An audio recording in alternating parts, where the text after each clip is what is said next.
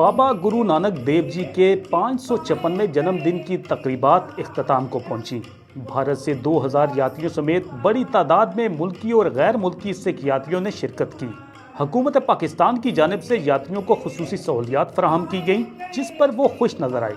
यहाँ के इंतजाम है हमारे लिए बहुत बढ़िया है। हम बहुत बहुत धन्यवाद हैं पाकिस्तान सरकार के भी, जिन्होंने हमें वीजा दिया।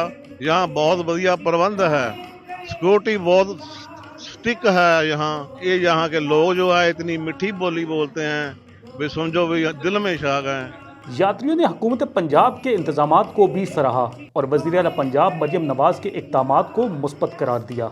इनकी सरकार की जो मुख्यमंत्री है मरियम नवाज, हम उसका इतना धन्यवाद करते हैं कि वो हमारे लिए बहुत कुछ कर रही है। जैसे उन्होंने इंस्ट्रक्शन दी है इन लोगों को कि गुरुद्वारों को साफ किया जाए, हमारे लिए बहुत कुछ काम कर रही है। RPO रावलपिंडी बाबर सरफराज अल्पा ने गुरुद्वारे का दौरा किया और सिक्योरिटी इंतजामात का जायजा लिया।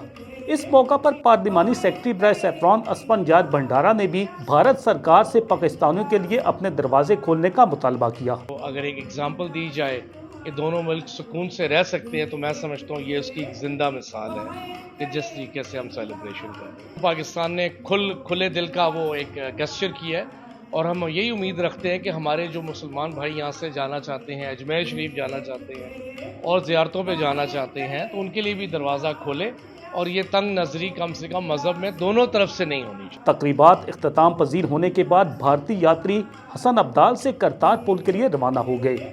Mohammad Gulfaraz, We News, Hasan Abdal.